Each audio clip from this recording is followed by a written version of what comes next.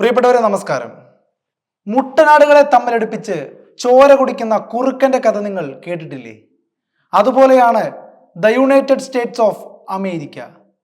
ലോകത്തെവിടെ സംഘർഷമുണ്ടായാലും ഏതെങ്കിലും ഒരു ചേരിയിൽ അമേരിക്ക ഉണ്ടാകും. ഒരാളുടെ പക്ഷത്ത് നിന്ന് മറ്റേയാളുടെ ചോര കാർന്നു കാർന്നു കുടിക്കാൻ.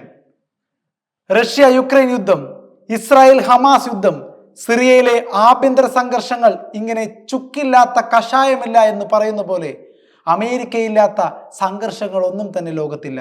ഈ കഴിഞ്ഞ ദിവസങ്ങളിൽ ചൈനയും തായ്വാനും തമ്മിലുള്ള തർക്കത്തിലും ഒരു ഭാഗത്ത് അമേരിക്കയുണ്ട് എന്നുള്ളതാണ് വിചിത്രമായ കാര്യം. ലോകത്തെവിടെ എന്ത് നടന്നാലും തങ്ങൾ ഏതെങ്കിലും ഒരു പക്ഷത്ത് നിൽക്കണം, അല്ലെങ്കിൽ ലോകശക്തിയായി എങ്ങനെ അറിയപ്പെടാനാ എന്നുള്ള ചിന്തയാണോ ഇത്തരത്തിൽ അവരെ കൊണ്ട് ചെയ്യിക്കുന്നത് എന്നറിയില്ല. എന്തായാലും എപ്പോഴും നന്മയുടെ പക്ഷത്തല്ല അമേരിക്ക നിലകൊള്ളാറുള്ളത്.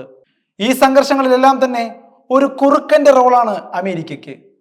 ലോകം യുദ്ധങ്ങളായും സംഘർഷങ്ങളായും നിറയുമ്പോൾ ചീർത്ത് വീർക്കുന്നത് അമേരിക്കയിലെ ആയുധ നിർമ്മാണ കമ്പനികളാണ് എന്നുള്ളതാണ് രഹസ്യമായ ഒരു പരസ്യം. ലോകത്തെ ആയുധ വ്യാപാരത്തിന്റെ 50% കൈയാളുന്നതും അമേരിക്കൻ കമ്പനികൾ തന്നെയാണ്. 2023 മുഴുവനായും $317 ബില്യൺ ആയുധ വ്യാപാരമാണ് അമേരിക്ക മാത്രമായി നടത്തിയത്. അതായത് ലോകത്തെ മൊത്തം ആയുധ വ്യാപാരത്തിന്റെ 50%.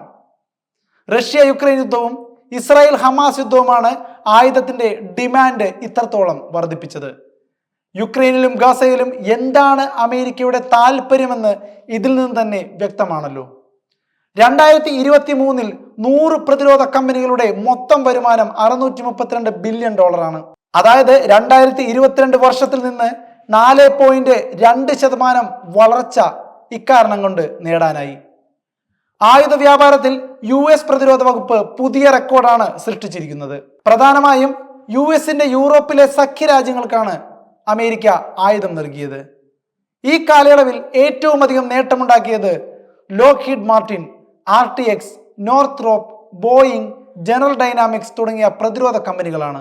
Ukraine, Russia, Iran, Israel, Hamas, ഹൂതികൾ, ഇങ്ങനെ ലോകം സംഘർഷങ്ങളുടെ പിടിയിലായിരിക്കുമ്പോൾ നിലവിലെ സാഹചര്യത്തിൽ ആയുധ നിർമ്മാണ കമ്പനികളും തടിച്ചു കൊഴുക്കുകയാണ്, പ്രത്യേകിച്ച് അമേരിക്കയിലെ കമ്പനികൾ. ഈ സാഹചര്യം ആശങ്കയുണർത്തുന്നതാണ്. അതിനിടെയാണ് US കമ്പനികൾക്ക് ചൈന ഉപരോധം ഏർപ്പെടുത്തിയെന്ന വാർത്തകൾ പുറത്തു വരുന്നത്.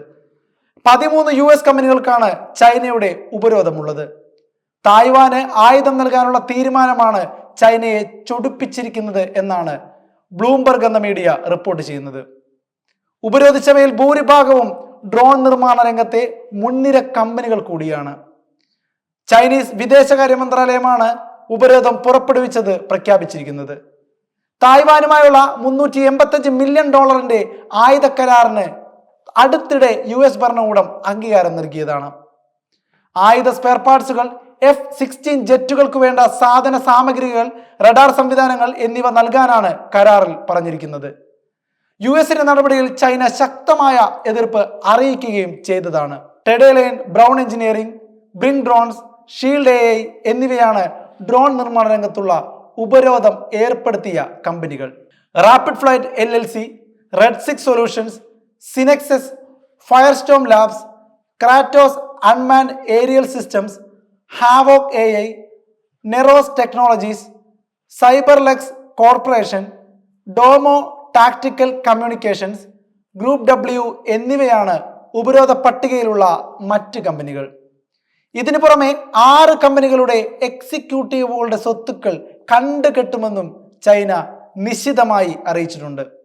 റേത്തിയോൺ, BAE സിസ്റ്റംസ്, യുണൈറ്റഡ് ടെക്നോളജീസ് എന്നീ കമ്പനികളുടെ മുതിർന്ന ഉദ്യോഗസ്ഥർക്കെതിരെയാകും ഇനി ചൈനയുടെ നടപടി വരാൻ പോകുന്നത്.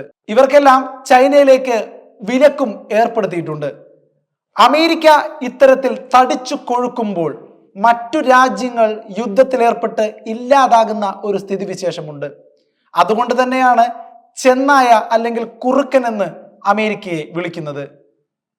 ഇപ്പോൾ ഡൊണാൾഡ് ട്രംപ് വന്നതോടുകൂടി യുദ്ധങ്ങൾ ഇല്ലാത്ത ഒരു സാഹചര്യമാണ് ആഗ്രഹിക്കുന്നത് എന്ന് പറയപ്പെടുമ്പോഴും ഇത്തരത്തിലുള്ള ആയുധ ശേഖരങ്ങൾ അമേരിക്ക മറ്റു യുദ്ധരാജ്യങ്ങൾക്ക് നൽകാൻ തയ്യാറാവുന്നിടത്താണ് കുഴപ്പങ്ങൾ ഇരിക്കുന്നത്.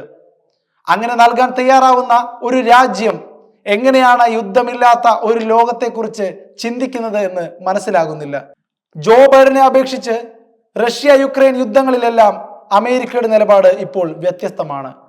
ഡൊണാൾഡ് ട്രംപ് പറയുന്നത് ഇനി മുതൽ അമേരിക്ക യുദ്ധത്തിന് സഹായിക്കുകയോ യുദ്ധത്തെ വരുത്തിവെക്കുകയോ പ്രത്യക്ഷമായി ചെയ്യില്ല എന്നാണ്. എന്നാൽ അവർക്ക് നേരെ ഏതെങ്കിലും രാജ്യം തിരിഞ്ഞാൽ വിടില്ല എന്നും ഡൊണാൾഡ് ട്രംപ് പറഞ്ഞിട്ടുണ്ട്. എന്തായാലും അമേരിക്കയ്ക്ക് നേരെ തൽക്കാലം ആരും തിരിയാൻ ആഗ്രഹിക്കുന്നില്ല. അതുകൊണ്ട് തന്നെ ഡൊണാൾഡ് ട്രംപിന്റെ കീഴിൽ അമേരിക്ക യുദ്ധത്തെ പിന്തുണയ്ക്കാത്ത ഒരു സമാധാന അന്തരീക്ഷത്തിൽ മുന്നോട്ട് പോകും എന്ന് തന്നെ നമുക്ക് പ്രത്യാശിക്കാം.